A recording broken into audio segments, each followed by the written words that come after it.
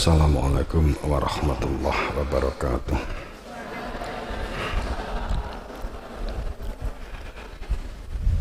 Bismillahirrahmanirrahim. Alhamdulillahirabbil alamin. Wassalatu wassalamu ala sayyidina Muhammadin wa ala alihi wa ashabihi ajma'in.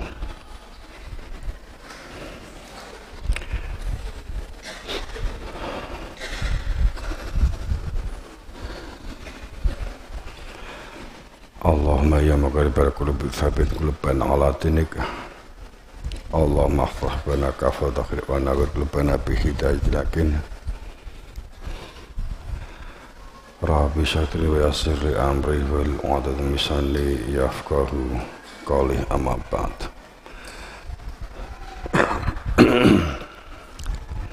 Jemaah rahimakumullah, kita pertama bersama memposisi sebagai hamba yang fakir, yang butuh kuat, berproses kembali kepada Allah di semua aktivitas dalam kehidupan berdunia yang kita jalani, sehingga dalam kesadaran bahwa dunia ini hanya alat atau media untuk sebuah kebenaran al-haq, keselamat dan untuk keselamatan.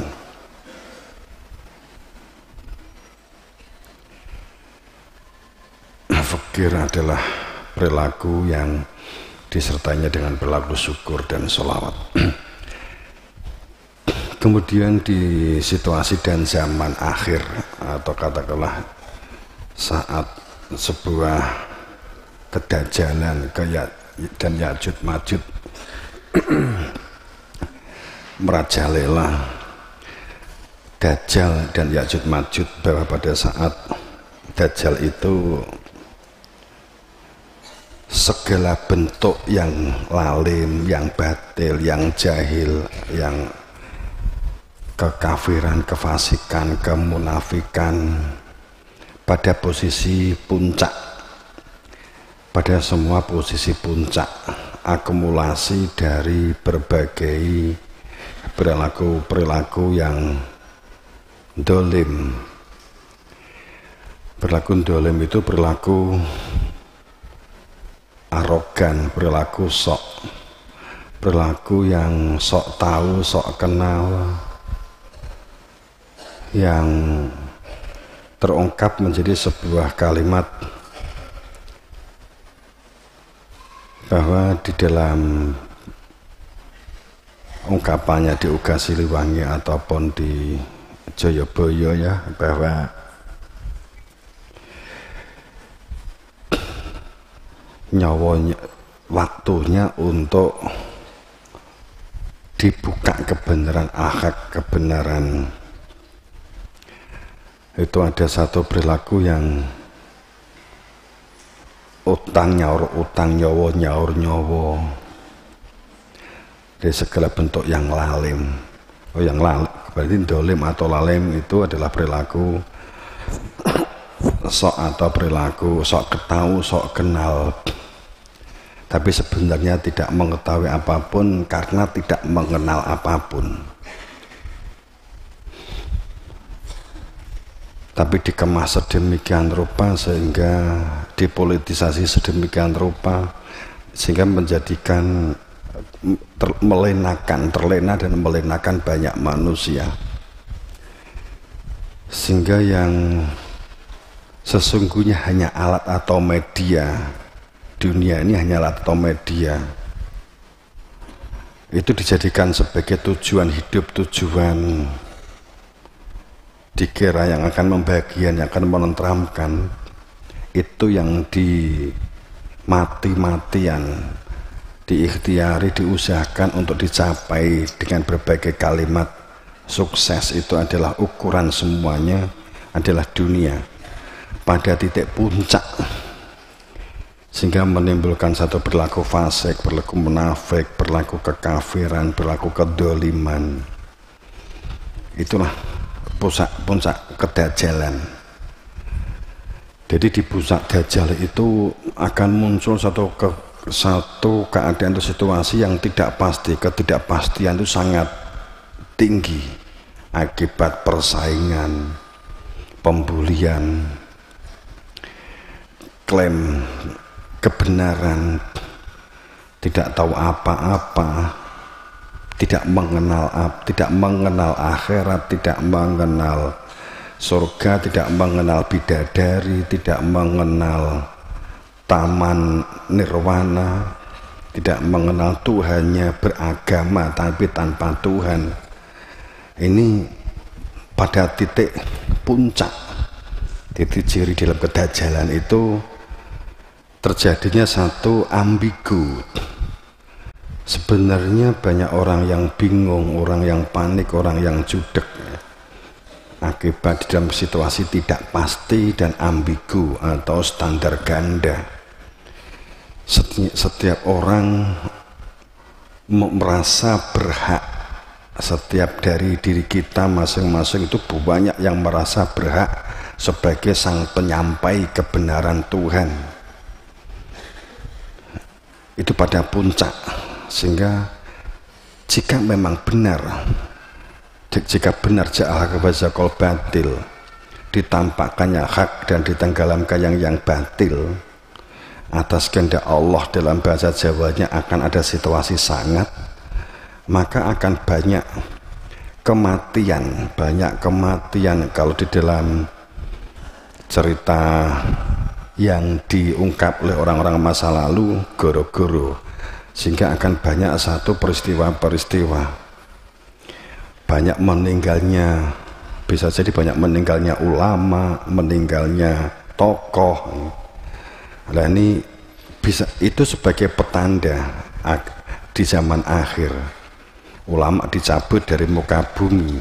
Tapi sebenarnya kan bukan, ya bang itu bukan dalam pengertian bukan ulama, tapi untuk memberikan satu kejelasan, memberikan satu jelas mana yang hak, mana yang batal. Itu cirinya memang akan banyak penyakit, pagebluk, paceklik. Puncak segala sesuatunya, ketidakpercayaan ada di puncak, korupsi di puncak, konspirasi di puncak, perilaku instan di puncak. Ini serba puncak pada saat ciri sesungguhnya Dajjal itu sudah nampak atau muncul. Jadi bukan kok Dajjal itu pengertiannya subjek seseorang, enggak. Maka hanya orang-orang yang beriman yang dapat melihat, membaca di kening tentang kafir, keningnya sendiri-sendiri. Tafakur untuk menyelami tentang diri itu sesuatu yang mahal, sesuatu yang langka, karena untuk mengoreksi dan menilai, untuk menyalahkan orang lain itu berkembang pesat, beredar pesat. Pada saat itulah sesungguhnya perilaku-perilaku Dajjal, sesuatu yang tidak pasti benarnya, sesuatu yang menjadikan ambigu tentang sebuah kebenaran karena tidak di dalam hak, wenang dan sah, tidak mengetahui bahwa kita berada di dalam yang hak, wenang atau sah, akan terjadi akumulasi. Itulah Dajjal. Dajjal itu sang penyamar. Dajjal itu menyamarkan, tampak benar, konsepnya, teorinya bisa jadi benar, tapi sesungguhnya hanya hasil dari sebuah bacaan dan dari katanya. Maka itu menjadi sebuah perilaku Dajjal, karena tidak tahu dengan pasti tentang tujuan, tentang akhirat, tentang Tuhan. Tapi berbicara tentang akhirat, tentang Tuhan, tentang malaikat, tentang surga, tentang neraka, tentang widodari, tentang pahala, maka itulah perilaku Dajjal. Dan pada perilaku-perilaku itu menjadi sebuah perilaku Ya'juj Ma'juj, yakni akumulasi perilaku kerasnya hati,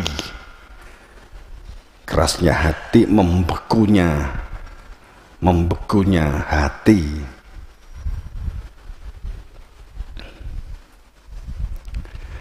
Sehingga pada saat sudah seperti ini, saat kita membaca bahwa kekafiran, perilaku tertutup, perilaku jumut, perilaku kaku, perilaku beku, perilaku fanatik terhadap kelompok dan golongan, bangga terhadap kelompok dan golongan, bangga terhadap keturunan, berbangga-bangga terhadap suku bangsa, berbangga-bangga terhadap saya turunnya si A, saya turunnya si B, bangga karena jabatan, bangga karena kekayaan, kebanggaan-banggaan yang memuncak. Itulah zaman Dajjal, zaman Ya'juj Ma'juj. Sehingga akan ada situasi yang disebut dengan bara api. Kehati-hatian dan kewaspadaan.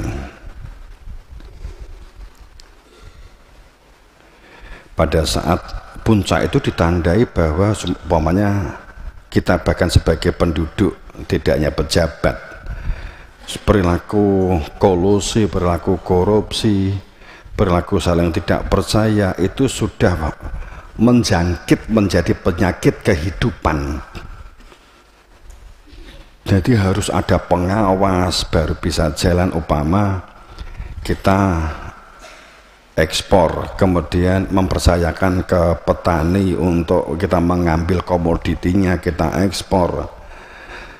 Ternyata bagus hanya di permukaan, tapi di dalamnya itu dicampur dengan atau melanggar komitmen, dicampur hanya untuk kepentingan dirinya, hanya untuk supaya lebih memiliki untung dan seterusnya dan sebagainya, selalu berpikir pada kepentingan egonya, tidak pernah berpikir kepedulian kepada orang lain. Itulah ciri-ciri puncak kedajjalan. Itu perilaku-perilaku Ya'juj Ma'juj berada di sana.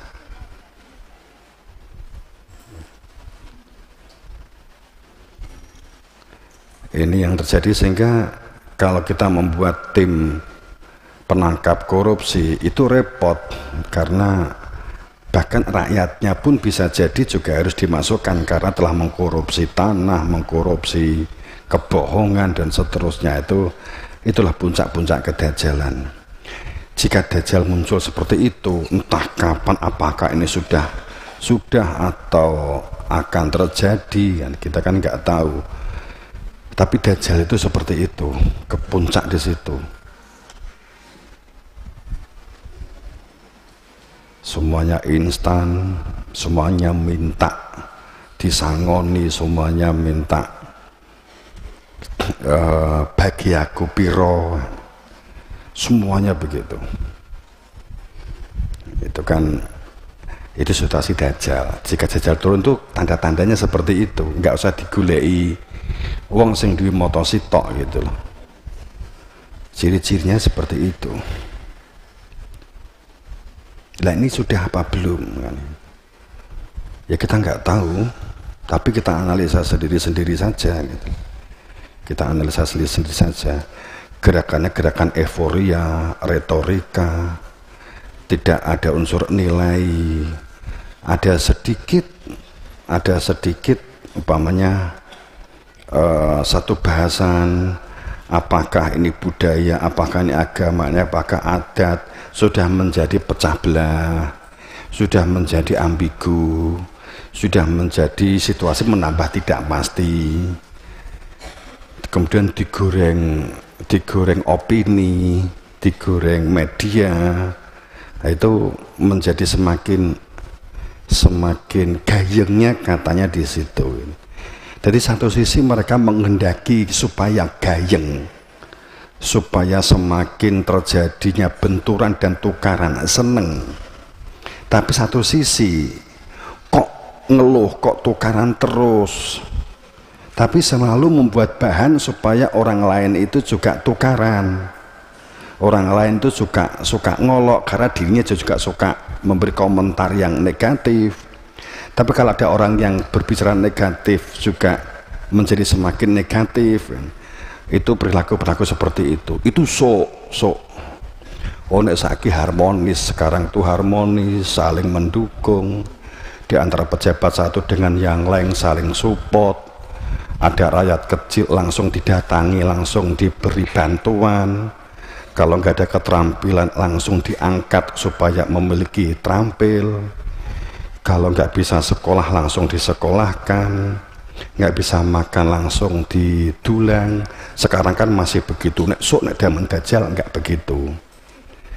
Kalau sekarang kan nggak ada, sekarang kata nggak ada koruptor, nggak ada korupsi, itu kan hanya hadiah saja yang sekarang ini. Ini hanya sekarang ini kan hanya hadiah, hanya nggak enak gitu saja.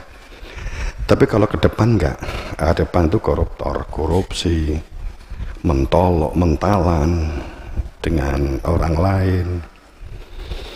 Yang penting kelompoknya sendiri, golongannya sendiri, bangga terhadap sukunya sendiri, membaca, hanya dari membaca merasa tahu surga, itu saiki kan enggak, saiki kan banyak orang yang telah tahu surga, tahu neraka, tahu Tuhan, sehingga kan masih banyak ustadz, banyak ulama. Akan ada saatnya tapi berarti akan ada suatu saat akeh ulama sing meninggal karena nganggo sorban, nganggo macak kiai, tapi nggak kenal Tuhan, nggak tahu Tuhan kecuali hanya dari bacaan. Itu besok, kalau sekarang enggak, itu sekarang kan semua tokoh baik politik atau sosial kan memajukan bangsa semua, sehingga bangsa kita sekarang kan maju luar biasa. Jadi kita bahagia, kita tentram, kita adem, kita ayem gitu. Enggak, semuanya kan dipenuhi. Minyak hanya hilang sebentar, kemudian dipenuhi lagi, kan itu kan luar biasa.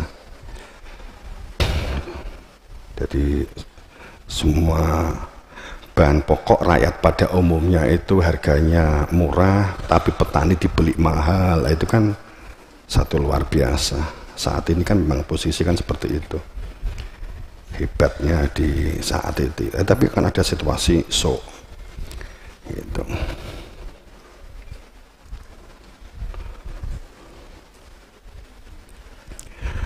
Jadi kemudian makanya kita butuh antisipasi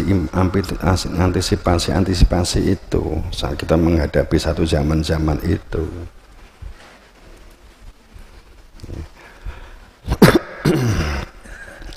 Jadi kita untuk tidak menjadi manusia yang suka meremehkan dan menyepelekan. Kita tidak menjadi orang yang merendahkan orang lain, serta tidak merendahkan sesuatu, menyepelekan sesuatu gitu kan.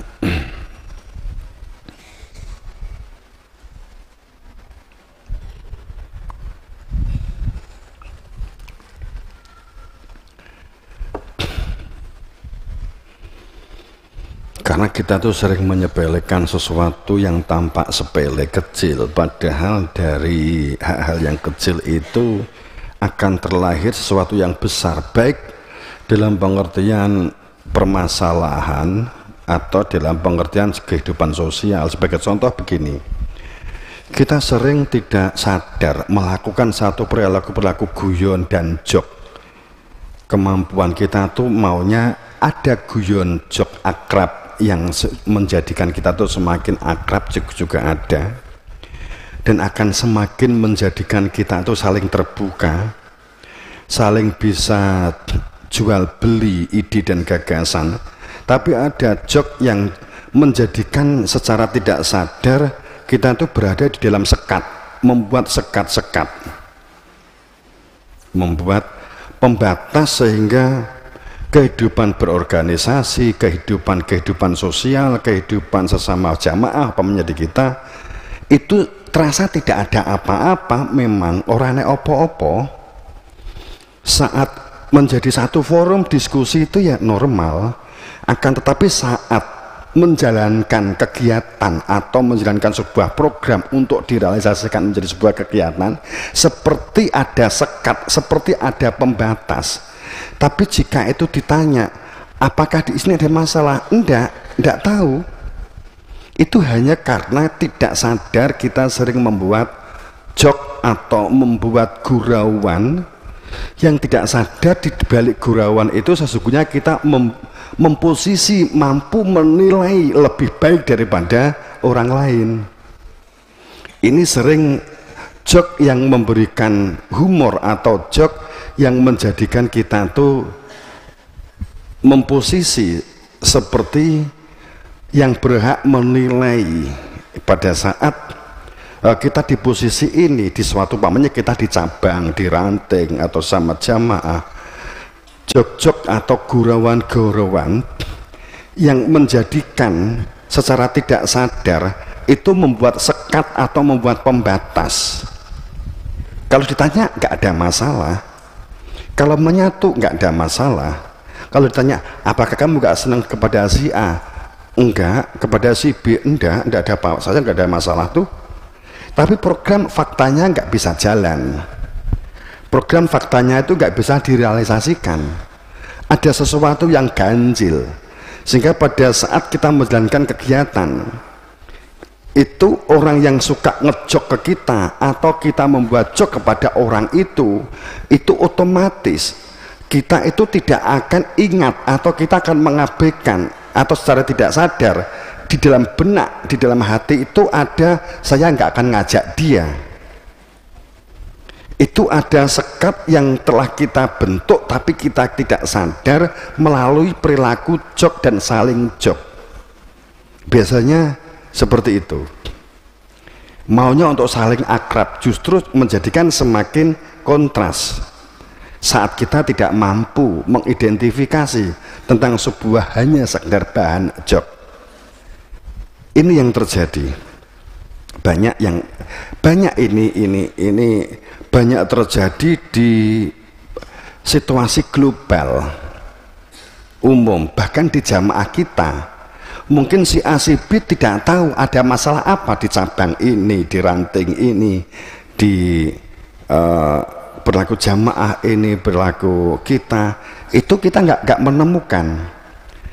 Tapi kita faktanya untuk jalan bareng itu agak sulit, bahkan bisa jadi sangat sulit dan terulang. Seperti ada program selalu nggak bisa dijalankan. Itu karena kita ada satu perilaku halus yang kita tidak sadari, kita membuat jok-jok yang memiliki fungsi menjatuhkan dan merasa yang lain mampu menilai, merasa lebih dari yang lain. Ini yang sesungguhnya tidak disadari sering terjadi di situasi kita. Nah, kalau kejamaah ini mungkin kita kondisi konteks saja kan gitu. Kayak gitu ya. Itu faktanya ini yang kita alami di cabang ranting itu seperti ini. Nggak ada apa-apa. Itu terkadang sering muncul, bukan terkadang lah, itu fakta yang muncul di permukaan. Jok-jok yang kalau di WA, di FB atau di media sosial itu kayak menjadikan gayeng, akan tetapi situasi itu menjadi terkadang karena orang yang memberikan jok, orang yang guyoni itu maunya itu supaya nyentil kesadaran, maunya gitu kan. Tapi yang bersangkutan itu merasa disindir dan merasa direndahkan dan merasa tidak diperhatikan. Ini yang terjadi. Dan jika ditanya, umpamanya si Abi itu ngomong, kemudian karena si D, si E melakukan ini sehingga nggak suka dengan saya, kita cek apakah benar kamu nggak suka pada si A, pada si B. Boten niku, boten nopo-nopo. Itu yang sering terjadi. Mungkin bukan sering, sangat sering.